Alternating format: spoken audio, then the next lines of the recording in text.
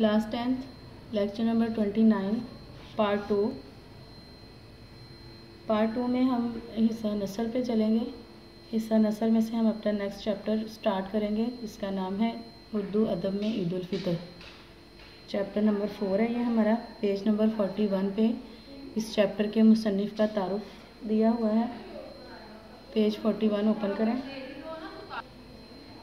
अपनी lead pencils और अपने हाइलाइटर्स अपने पास रखा करें बुक रीडिंग के लिए। स्टार्ट करते हैं। डॉक्टर वहीद कुरैशी का तारुफ 1925 में पैदा हुए और 2009 में इन्होंने वफ़ात पाई। डॉक्टर वहीद कुरैशी मियाँ वाली में पैदा हुए। इनके सने पैदाइश और सने वफ़ात एज ऑब्जेक्टिव करेंगे आप। उसके बाद इनकी जाए पैदाइश। सबसे पहले जुमले में इन्होंने जाए पैदाइश बता दी कि पैदा कहाँ पे हुए, किस जगह पे। उसके बाद असल नाम अब्दुल वहीद था। असल नाम को मार्क करें। वालिद मोहम्मद लतीफ़ कुरैशी महकमा पुलिस में मुलाजिम थे। डॉक्टर वहीद कुरैशी के वालिद का नाम और दूसरी बात कि वो किस महकमे में मुलाजिम थे, दोनों को मार्क करें एज ऑब्जेक्टिव। उनका तबादला होता रहता था, इसलिए डॉक्टर साहब की स्कूल की तालीम मुख्तलिफ़ शहरों में हुई। 1944 में गवर्नमेंट कॉलेज लाहौर से BA ऑनर्स और 1946 में ओरिएंटल कॉलेज लाहौर से MA फ़ारसी किया। बाद अज़ां यानी उसके बाद पंजाब यूनिवर्सिटी से MA तारीख़, PhD फ़ारसी और D.Litt उर्दू की डिग्रियां भी हासिल की। पीछे आप पहले 1944 को करेंगे, मार्क करेंगे एज ऑब्जेक्टिव। 1944 में उन्होंने क्या किया और कहाँ से किया। गवर्नमेंट कॉलेज लाहौर से BA ऑनर्स।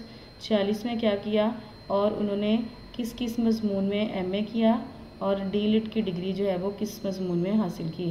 पिछले चैप्टर के जो मुसन्निफ़ थे उनकी भी D.Litt की डिग्री थी, तब भी आपको एक्सप्लेन किया था कि इसका मतलब होता है doctors of literature.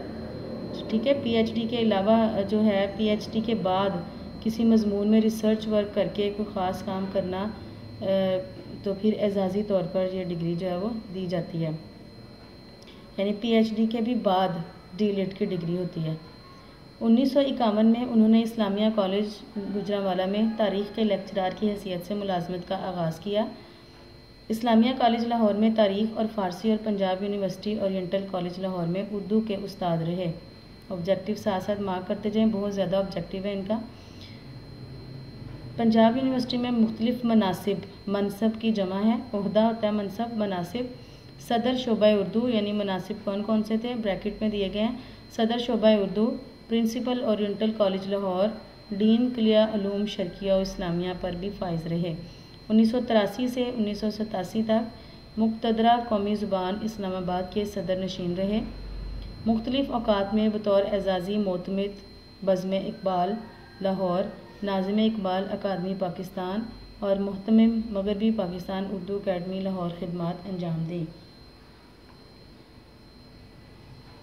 Doctor Waheed Qureshi Urdu और फ़ारसी ज़ुबान व अदब के एक अहम मुहक्किक और नक़ाद थे। इसको भी मार्क करें, इस लाइन को। किस ज़ुबान व अदब के थे वो मुहक्किक थे और नक़ाद थे, या उर्दू और फ़ारसी ज़ुबान के क्या थे, अदीब थे या मुसन्निफ़ थे। मुहक्किक थे और नक़ाद थे, ये दो ख़ास बातें इनके बारे में। मुहक्किक होता है तहकीक करने वाला और नक़ाद होता है तनकीद करने वाला। उनका ज़्यादातर सरमाया अदब तनकीदी कुतब पर मुश्तमिल है। अगरचे वो उर्दू और फ़ारसी में शेर भी कहते थे, लेकिन उनकी बुनियादी हैसियत मुहक्किक और नक़ाद की है। उनके इल्मी और अदबी कारनामों पर हुकूमत पाकिस्तान ने उन्हें तमगा बराए हुस्न कारकर्दगी और सदारती इकबाल अवार्ड अता किया। उनकी तसानीफ़ में असासियात इकबाल, नज़र गालिब, क्लासिकी अदब का तहकीकी मुताला, इकबाल और पाकिस्तानी कौमियत, मुताला अदबियात फ़ारसी, पाकिस्तान की नज़रियाती बुनियादें, मकालात तहकीक, तनकीदी मुताले, उर्दू नसर के मिलानात, मुताला हाली और मीर हसन और उनका ज़माना शामिल हैं।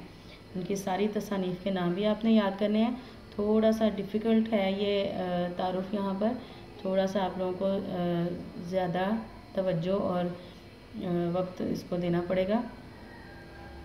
और उर्दू नसर के मिलानात जो इनकी यहाँ बुक यहाँ पे मेंशन है, ये इस बुक का, इस चैप्टर का माफिज भी यही बुक है, उर्दू नसर के मिलानात। हाँ जी, चैप्टर की रीडिंग की तरफ आते हैं। पेज नंबर 42, उर्दू अदब में ईद उल फितर। तदरीसी मकासद इसके क्या हैं। उर्दू अदब में इस्लामी त्यौहारों का तारुफ हमें पता चलेगा कि इस्लाम में 2 त्यौहार हैं, साल में 2 त्यौहार जो हैं वो मनाए जाते हैं, एक ईद उल फितर और एक ईद उल अज़हा। तो ईद उल फितर के मुतालिक है ये टॉपिक, उर्दू अदब में ईद उल फितर, यानी ईद उल फितर का टॉपिक लेके आपको लग रहा है कि ईद के मुतालिक कुछ होगा, लेकिन उसके साथ साथ आप देखें कि उर्दू अदब यानी अदब में, लिटरेचर में, उर्दू लिटरेचर में ईद उल फितर जो है वो तारीख़ में किस किस तरह से इस टॉपिक को लेकर उस पर लिखा जाता रहा, अशार वगैरह इस पर किस तरह के पहले कैसे लिखे जाते थे, बाद में कैसे मौज़ूआत पे जो है वो तबाह आज़माई हुई, तो ये सारा हमें जो है वो पता चलेगा। डॉक्टर वहीद कुरैशी के उसलूब से आगाही हमें हासिल हुई है कि वो बहुत ही उम्दा लिखने वालों में थे और फ़ारसी ज़्यादातर लिखते थे, मुहक्किक भी और नक़ाद थे। और तहज़ीब व तमद्दुन, इस्लामी मुआशरत और रसूम व रिवाज से वाक़िफ़ दिलाना। इस्लाम की तहज़ीब व तमद्दुन क्या है, हमारी मुआशरत यानी हमारा रहन सहन, हमारे रस्म व रिवाज क्या हैं, उनसे हमें आगाही हासिल होगी। और अदब पारे की रोशनी में मुशाहिदात को बेहतर अंदाज में तहरीर करना सिखाना, यानी अदब के अंदर जो है वो अगर हम किसी चीज़ को ऑब्ज़र्व करते हैं, मुशाहिदा करते हैं, तो उसको किस तरह से बेहतर तरीके से उसको कैसे बयान किया जा सकता है। मज़मून और अफ़साने की सिनफ़ से आगाह करना, मज़मून और अफ़साने की सिनफ़ के बारे में हमें जो है वो एक्सरसाइज में जो है मज़मून का तारुफ हमें मिलेगा। रीडिंग स्टार्ट करते हैं।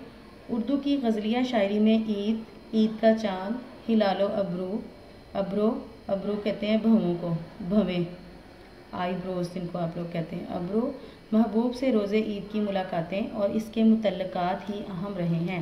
मुतल्लकात यानी उससे ताल्लुक़ रखने वाली चीज़ें, कि उर्दू में पहले गज़ल पे शायरी की जाती थी, ज़्यादा नज़्म की तरफ ज़्यादा रुझान नहीं था।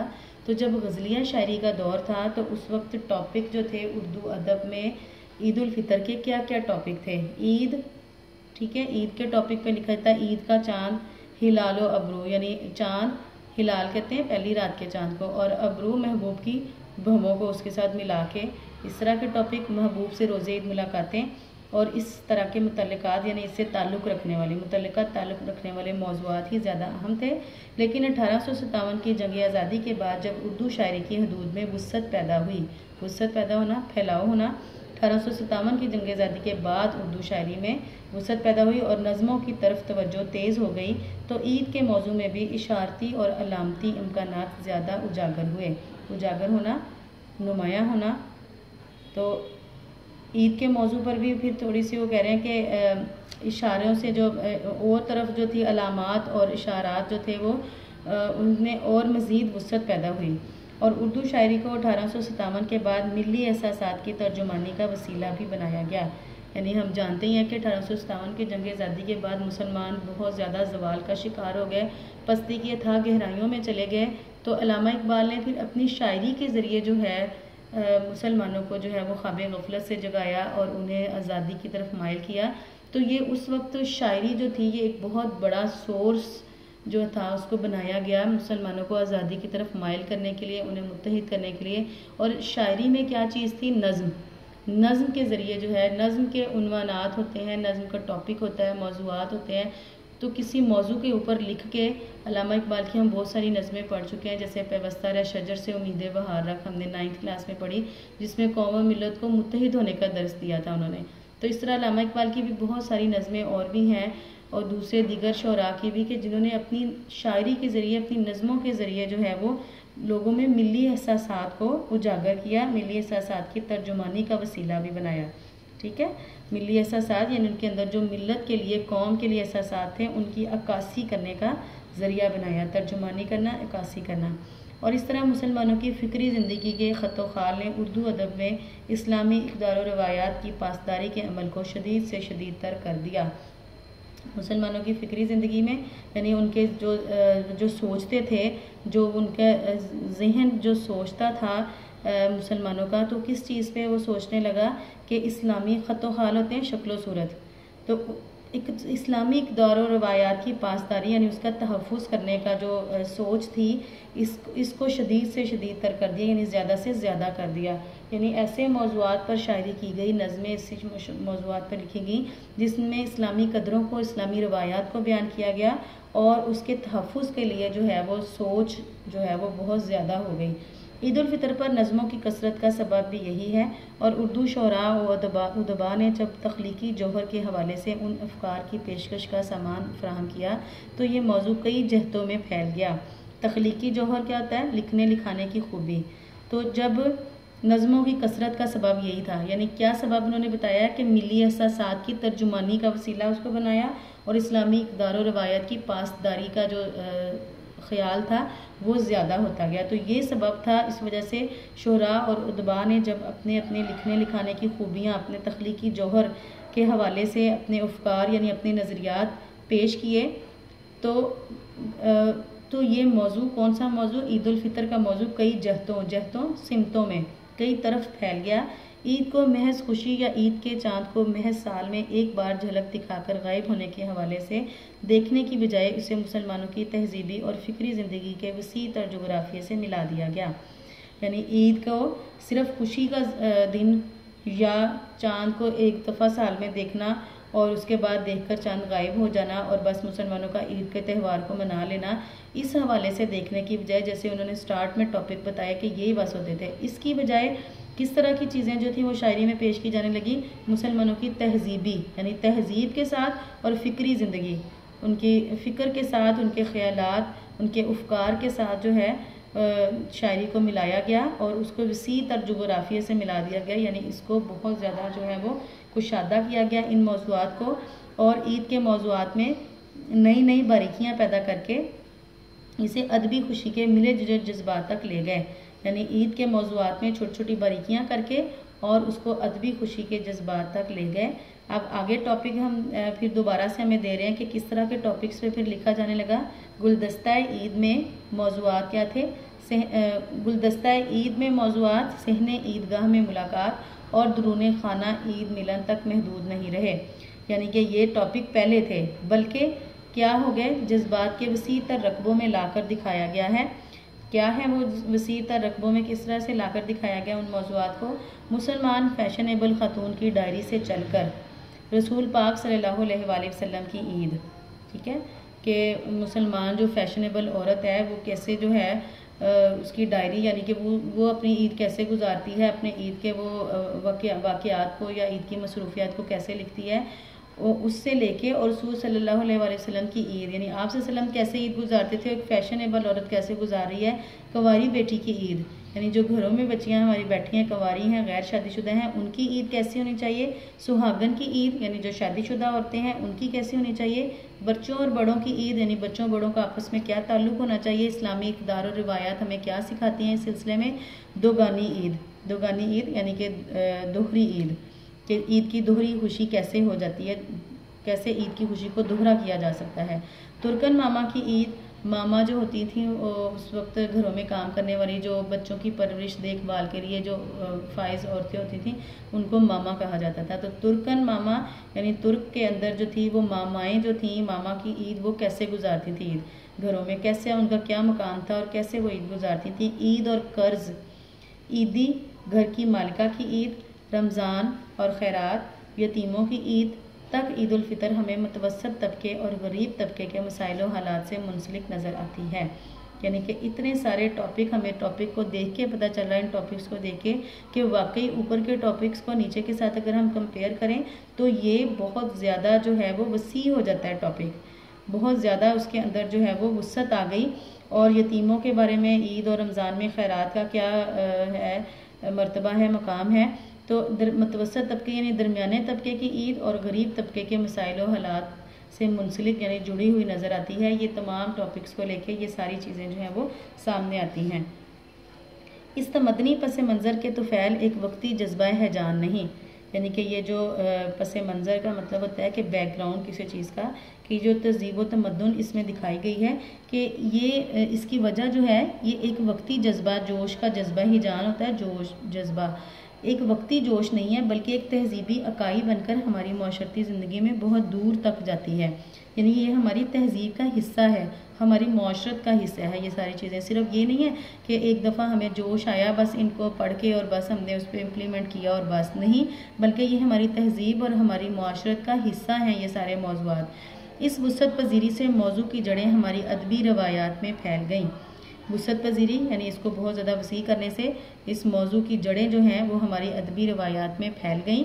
ख्वाजा हसन निज़ामी ने दिल्ली की बर्बादी के जो नोहे लिखे हैं, इनमें दौलत और इज़्ज़त से महरूम होने वाले शहजादों और शहजादियों की कसम पुरसी में ईद बसर करने का जिक्र अहमियत रखता है। कसम पुरसी बुरी हालत में, बेचैनी में, और ख्वाजा हसन निज़ामी में दिल्ली की बर्बादी के, जो बहादुर शाह ज़फ़र की जो नाकाम जंग आज़ादी के बाद दिल्ली की जो हालत हुई उसके ऊपर जो उन्होंने नोहे लिखे। नोहे क्या होते हैं? मातम करने वाले या रंजो अलम या तबाही और बर्बादी पर लिखे जाने वाली जो शायरी होती है, ऐसी नज़म जिसमें अफसोस और रंजो गम हो, उसको हम नोहा कहते हैं। तो उसमें उन्होंने क्या लिखा कि दौलत और इज़्ज़त से महरूम होने वाले शहजादे और शहजादियाँ अब कैसे बुरी हालत में ईद गुल बसर कर रहे हैं, इस तरह के टॉपिक्स पे उन्होंने लिखा। पेज 41 और 42 थोड़ा सा आपको लगेगा जैसे थोड़ा सा खुश्क टॉपिक है, लेकिन अगर आप इसको इंटरेस्ट के साथ पढ़ेंगे तो इसमें बहुत लेसन भी है हमारे लिए। बस इन दोनों पेजेस का अपने ऑब्जेक्टिव और इसके साथ इसके रेलिवेंट मीनिंग, जितने यहाँ तक मीनिंग बनते हैं हम अभी देख लेते हैं। जी, ये मीनिंग्स आपके सामने हैं। पूरा फर्स्ट पेज जो है गज़लिया शायरी से स्टार्ट करके और ये कसम पुरसी तक पूरा पेज जो है 40 मीनिंग्स आ रहे हैं इसके अंदर। तो ये आपकी डायरी है, आपने मीनिंग्स को करना है। मीनिंग आपने करने होते हैं नसर पारे के लिए, कि इसमें से कहीं से भी नसर पारा जो है वो पूछा जा सकता है, तो इसमें कोई भी मीनिंग पूछा जा सकता है। या 40 मीनिंग्स करेंगे, इसका ऑब्जेक्टिव करेंगे और इसके साथ आपने तशरीह नंबर 1 करनी है गज़ल की। यह आपकी लेक्चर नंबर 29 की डायरी है।